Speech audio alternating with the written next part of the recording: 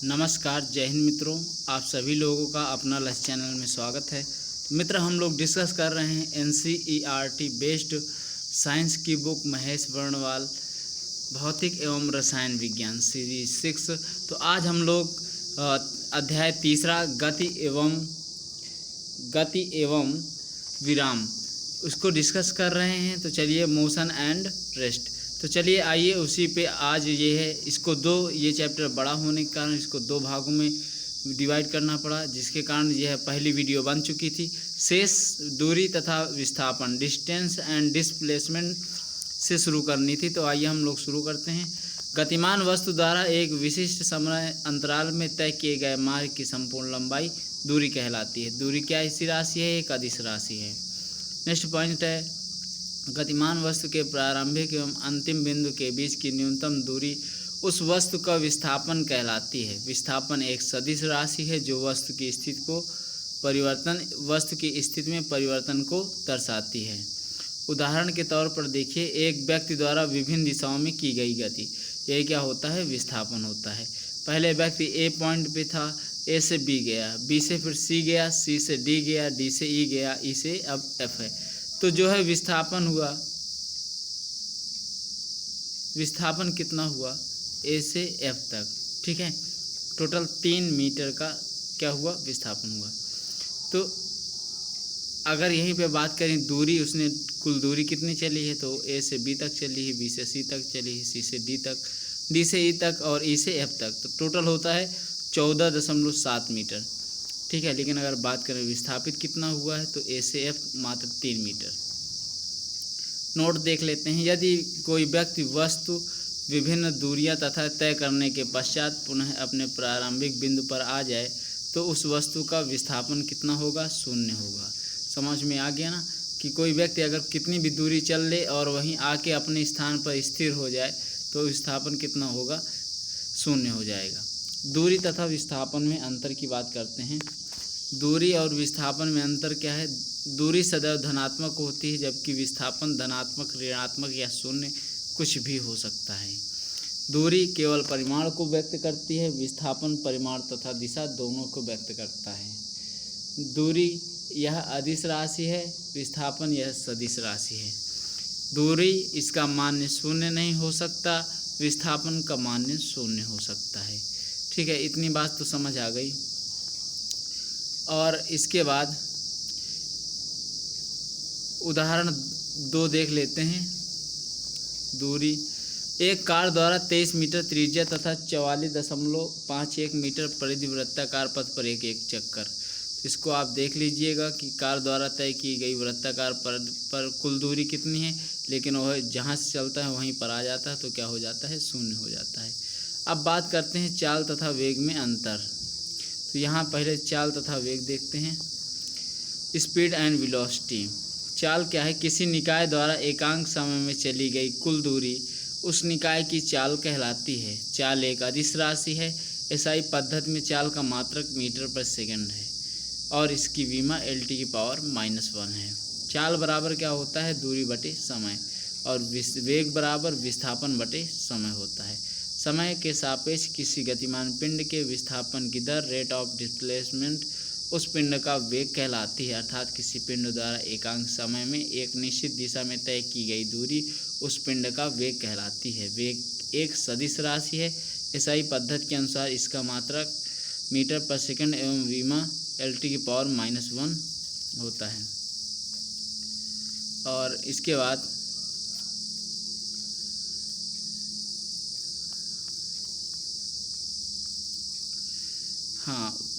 इसके बाद जो है देख लेते हैं। नेक्स्ट चैप्टर रहेगा कार्य का। कोई बात नहीं, कार्य में भी इसके बाद ही देखेंगे। और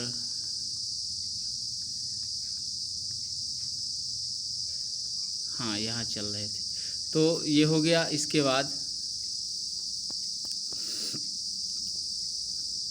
अब देखिए चाल तथा वेग में अंतर देख लेते हैं। चाल तथा वेग में अंतर क्या है? चाल किसी वस्तु द्वारा एकांक समय में चली गई दूरी को उस वस्तु की चाल कहते हैं। उस वस्तु की क्या कहते हैं? चाल कहते हैं। चाल में क्या होता है?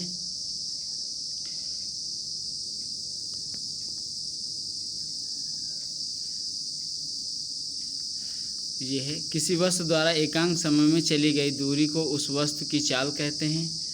वेग क्या होता है? किसी वस्तु द्वारा एकांक समय में तय किए गए विस्थापन को उस वस्तु का वेग कहते हैं।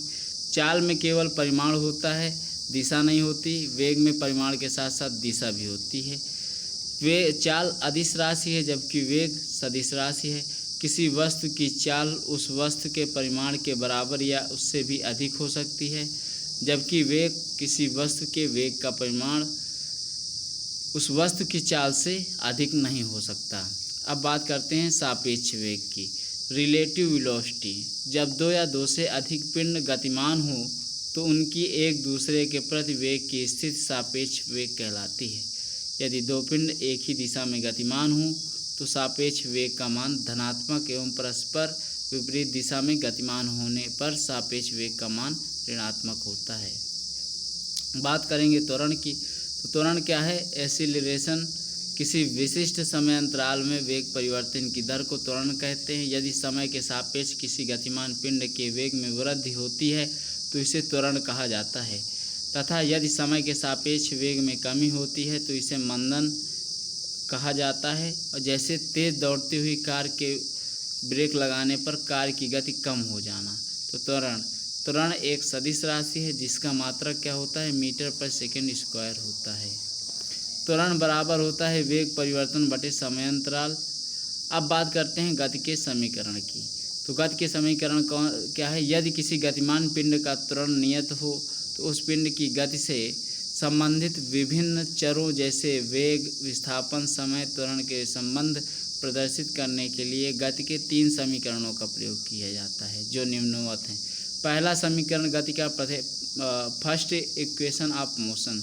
यह समीकरण वेग v से प्रदर्शित करते हैं, समय को t से तथा त्वरण को a से के मध्य दर्शाता है। जब कोई पिंड प्रारंभिक वेग u से, त्वरण a से, समय अंतराल t में अंतिम वेग प्राप्त करता है तो प्राप्त संबंध v बराबर u प्लस at। अच्छे से आप लोगों ने पढ़ा होगा।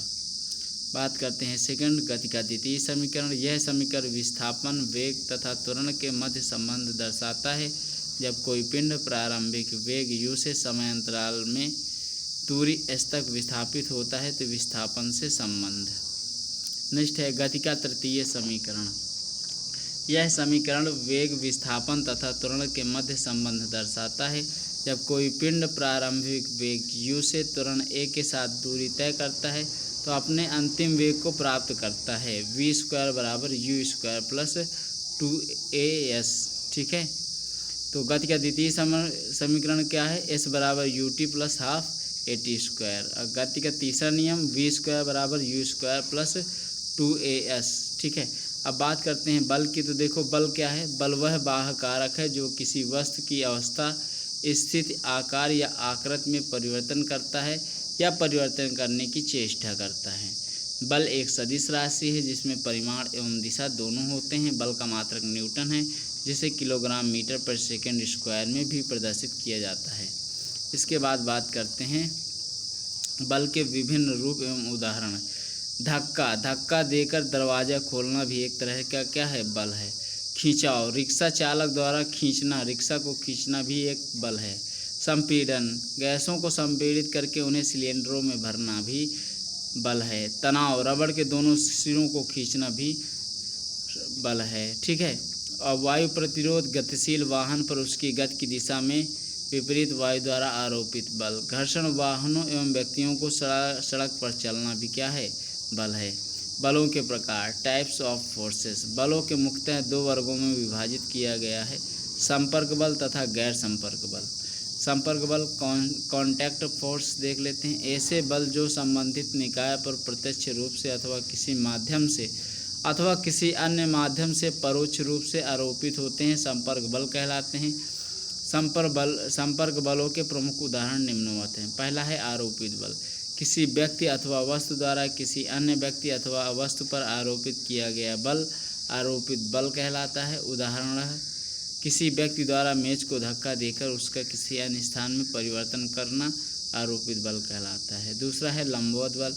किसी स्थिर वस्तु द्वारा अपने संपर्क में स्थित वस्तु पर लंबवत लगाया गया सहायक बल जो उस वस्तु को स्थिरता प्रदान करता है।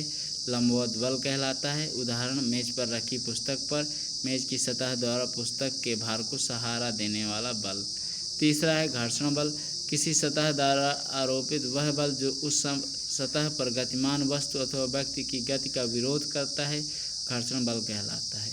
उदाहरण गतिमान कार पर सड़क द्वारा लगाया गया बल। नेक्स्ट है तनाव बल। तार, रस्सी, केबल, धागा आदि के दोनों विपरीत सिरों को खींचने पर उसमें लगने वाला बल तनाव बल कहलाता है। नेक्स्ट है स्प्रिंग बल। किसी संपीड़ित अथवा खींची हुई स्प्रिंग द्वारा उससे जुड़ी हुई वस्तु पर लगाया जाने वाला बल स्प्रिंग बल कहलाता है। नेक्स्ट है गैर संपर्क बल। ऐसे बल जो एक पिंड के द्वारा किसी अन्य पिंड के प्रत्यक्ष संपर्क में आए बिना उस पर आरोपित किए जाते हैं गैर संपर्क बल कहलाते हैं। इसके प्रमुख उदाहरण निम्नवत हैं। गुरुत्वाकर्षण बल। यह एक आकर्षण बल है जो द्रव्यमान युक्त सभी पिंडों के मध्य कार्य करता है। सूर्य के गुरुत्वाकर्षण बल के कारण ही सौर मंडल के सभी ग्रह निश्चित कक्षाओं में सूर्य की परिक्रमा करते हैं। पृथ्वी के गुरुत्वाकर्षण बल के कारण ही पृथ्वी से ऊपर उछाली गई सभी वस्तुएं एक निश्चित ऊंचाई पर जाने के पश्चात पुनः पृथ्वी पर वापस आती हैं। दूसरा बात करते हैं स्थिर विद्युत बल की। दो आवेशित पिंडों के मध्य लगने वाला बल। उदाहरण कंघे को कपड़े पर रगड़ने के पश्चात कागज के सूक्ष्म टुकड़ों के समीप ले जाने पर कागज के टुकड़े कंघे की ओर आकर्षित होते हैं। तीसरा है चुंबकीय बल। विद्युत आवेशित कणों अथवा पिंडों के मध्य कार्यरत आकर्षण अथवा प्रतिकर्षण बल चुंबकीय बल कहलाता है। समान आवेश वाले कण एक दूसरे को प्रतिकर्षण करते हैं जबकि विपरीत आवेश वाले कण एक दूसरे को आकर्षित करते हैं। उदाहरण दो चुंबकों के समान सिरों का एक दूसरे से दूर हटना एवं विपरीत सिरों का एक दूसरे के पास आना। नेक्स्ट है सेंट्रीपेटल फोर्स अभिकेंद्रीय बल। वृत्तीय पथ पर गतिशील पिंड पर कार्यरत विभिन्न बलों में एक बल की दिशा सदैव केंद्र की ओर होती है जिसे अभिकेंद्रीय बल कहा जाता है। इस बल के अभाव में वृत्तीय गति संभव नहीं है। वृत्तीय पथ पर गतिशील पिंड पर एक अभिकेंद्रीय त्वरण उत्पन्न होता है जिसकी दिशा केंद्र की ओर होती है। नेक्स्ट है अभिकेंद्रीय बल के अनुप्रयोग। ग्रहीय पिंडों की परिक्रमण गति जैसे ग्रहों द्वारा सूर्य का परिक्रमण अभिकेंद्रीय बल ही प्रभावी होता है। किसी डोरी के एक सिरे पर पत्थर का टुकड़ा बांधकर वृत्तीय गति में घुमाने पर डोरी के अंदर की ओर एक तनाव उत्पन्न होता है। वृत्तीय गति समाप्त होने पर डोरी छोड़ते ही पत्थर सररेखीय गति करता है। अब इसके बाद नेक्स्ट है तीसरा, कार या बस द्वारा वृत्तीय पथ पर मुड़ते समय आवश्यक अभिकेंद्रीय बल टायर एवं सड़क की सतह से उत्पन्न घर्षण बल से प्राप्त होता है। नेक्स्ट है सेंट्रीफ्यूगल फोर्स अभिकेंद्रीय बल। वृत्तीय पथ पर गतिशील पिंड पर कार्यरत अभिकेंद्रीय बल की प्रतिक्रिया में उसके विपरीत दिशा में एक बल केंद्र के बाहर की ओर कार्य करता है। यह एक प्रकार का आभासी बल होता है जिसे अभिकेंद्रीय बल कहा जाता है।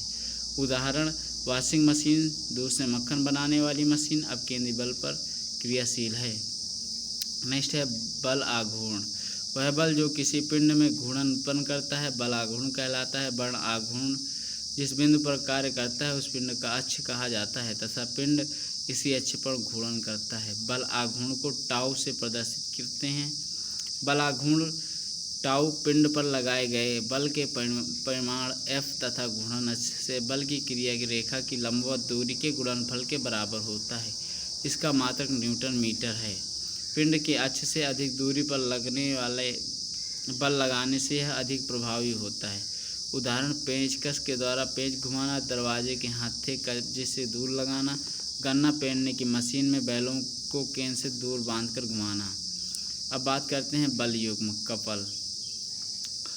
जब किसी पिंड पर विपरीत दिशाओं में दो बराबर तथा समानांतर बल इस प्रकार कार्य करते हैं कि उनकी क्रिया रेखाएं भिन्न हों तो उन बलों को बल युग्म कहा जाता है। बल युग्म का परिणामी बल शून्य होता है और इसका इकाई मात्रक न्यूटन मीटर होता है।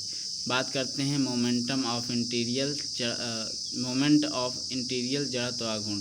जड़त्व आघूर्ण वह भौतिक राशि है जो किसी अक्ष के चारों ओर किसी पिंड की घूर्णन गति में परिवर्तन का विरोध करती है। जड़त्व आघूर्ण पिंड के आकार, उसके द्रव्यमान तथा घूर्णन अक्ष की दूरी पर निर्भर करता है। इसके बाद नेक्स्ट पॉइंट है किसी स्थिर अक्ष के परितः घूर्णनशील पिंडों कणों का निकाय का जड़त्व आघूर्ण उस पिंड अर्थात सभी कणों के कुल द्रव्यमान तथा उसकी अक्ष से दूरी के वर्ग के गुणनफल के बराबर होता है। बात करते हैं घर्षण बल की। जब कोई वस्तु किसी सतह से संलग्न रहते हुए गति करने का प्रयास करती है अथवा गति करती है तो वस्तु उस सतह के मध्य एक बल उत्पन्न हो जाता है जो वस्तु की गति का विरोध करता है। यह बल वस्तु की गति करने की दिशा की विपरीत दिशा में उत्पन्न होता है, जिसे घर्षण बल कहते हैं। घर्षण बल के दो प्रकार हैं, स्थैतिक घर्षण बल और दूसरा है गतिक घर्षण बल।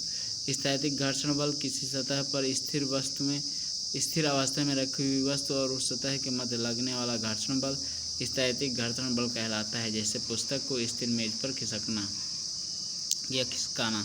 सीमांत घर्षण बल जब किसी वस्तु पर आरोपित बल का मान लगातार बढ़ाया जाता है तो वह वस्तु एक अधिकतम बल के पश्चात गतिमान हो जाती है। स्थैतिक घर्षण बल के इस अधिकतम मान को सीमांत घर्षण बल कहते हैं। गतिक घर्षण बल डायनामिक फ्रिक्शनल फोर्स गतिमान वस्तु एवं संपर्क सतह के मध्य लगने वाले घर्षण बल को गतिक घर्षण बल कहते हैं। यह दो प्रकार का होता है। लोटनिक घर्षण बल किसी तल पर लुढ़क चलने वाली वस्तु की गति का विरोध करने वाला बल लोटनिक घर्षण बल कहलाता है। वाहनों के पहियों तथा भूमि के मध्य लगने वाला घर्षण बल लोटनिक घर्षण बल कहलाता है। लोटनिक घर्षण बल का मान सबसे कम और स्थैतिक घर्षण बल का मान सर्वाधिक होता है। सर्पी घर्षण बल समतल पर फिसलकर चलने वाली वस्तु की गति का विरोध करने वाला बल सर्पी घर्षण बल कहलाता है। बिना पहिए की गाड़ी किसी गाड़ी को जमीन पर खींचने पर गाड़ी तथा जमीन के मध्य लगने वाला घर्षण बल सर्पी घर्षण बल होता है। इसके बाद नेक्स्ट है घर्षण के उपयोग। सड़कों पर आवश्यक घर्षण न होने पर गाड़ियों के पहिए फिसलने लगते हैं। घर्षण की अनुपस्थिति में मशीनें कार्य नहीं करती हैं। घर्षण की उपस्थिति के कारण ही ब्लैक बोर्ड या कागज पर लिखना संभव है। ईंटों को एक दूसरे के ऊपर रखकर दीवार बनाना भी घर्षण के कारण ही संभव है। घर्षण से हानि की बात करते हैं तो घर्षण के कारण ऊर्जा का अपव्यय अधिक होता है, जिससे मशीनों की उत्पादकता कम हो जाती है। मशीनों में घर्षण के कारण ऊष्मा, ध्वनि इत्यादि उत्पन्न होती है, जिससे मशीनों के खराब होने की संभावना रहती है। संतुलन की बात करें, यदि किसी वस्तु पर लगे सभी बलों का परिणामी बल शून्य हो तथा इन बलों का किसी बिंदु के परितः परिणामी बल आघूर्ण भी शून्य हो तो उस वस्तु की अवस्था संतुलन की अवस्था कहलाती है। संतुलन के प्रकार। संतुलन निम्नलिखित 3 प्रकार का होता है। संतुलन कौन कौन से? स्थायी संतुलन, अस्थायी संतुलन और उदासीन संतुलन। स्थायी संतुलन की बात करते हैं, किसी वस्तु को उसके संतुलन की अवस्था से थोड़ा सा विस्थापित करके छोड़ देने पर यदि वह पुनः अपनी संतुलन अवस्था को प्राप्त कर ले तो इस प्रकार का संतुलन स्थायी संतुलन कहलाता है। उदाहरण, चौड़े आधार पर रखे हुए शंकु को थोड़ा सा तिरछा करके छोड़ देने पर वह पुनः अपनी पहले जैसी स्थिर अवस्था प्राप्त कर लेता है। किसी वस्तु अथवा पिंड के स्थायी संतुलन के लिए वस्तु का गुरुत्व केंद्र अधिक से अधिक नीचे होना चाहिए तथा वस्तु के गुरुत्व केंद्र से होकर जाने वाली ऊर्ध्वाधर रेखा वस्तु के आधार से होकर जानी चाहिए। अस्थायी संतुलन, यदि किसी वस्तु को उसके संतुलन की अवस्था से थोड़ा सा विस्थापित करके छोड़ने पर वह पुनः अपनी संतुलन की अवस्था में न आए तो इस प्रकार का संतुलन अस्थायी संतुलन कहलाता है। उदाहरण, अपने शीर्ष के बल पर रखा शंकु। तीसरा है उदासीन संतुलन, जब किसी वस्तु को उसकी संतुलन की स्थिति से थोड़ा सा विस्थापित करके छोड़ देते हैं तो वह अपनी पूर्व अवस्था में आने के स्थान पर अपनी नई अवस्था में ही संतुलित हो जाए तो इस प्रकार का संतुलन उदासीन संतुलन कहलाता है। इस प्रकार के संतुलन में गुरुत्व केंद्र की स्थिति वस्तु की स्थिति बदलने पर परिवर्तित होती है। उदाहरण की बात करें, अपनी तिर्यक ऊंचाई के सहारे रखा हुआ शंख, ये देखिए। इसके बाद बात करते हैं उत्तोलक की। लीवर।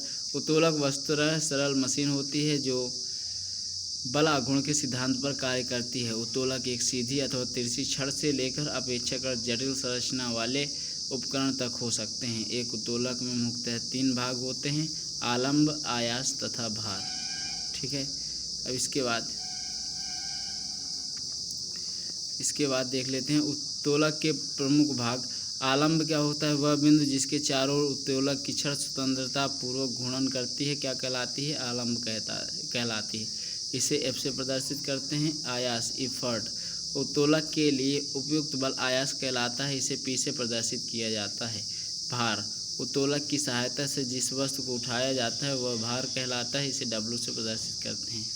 उत्तोलक के प्रकार की बात करें तो उत्तोलक में आयास, भार एवं आलम की पारस्परिक भिन्न स्थितियों के अनुसार उत्तोलकों को 3 श्रेणियों में विभाजित किया गया है। प्रथम श्रेणी के उत्तोलक, द्वितीय श्रेणी के उत्तोलक और तृतीय श्रेणी के उत्तोलक। तो आइए देख लेते हैं प्रथम श्रेणी के उत्तोलक कौन कौन से हैं। इस श्रेणी के उत्तोलक में आलम्ब, भार और आयास के मध्य होता है।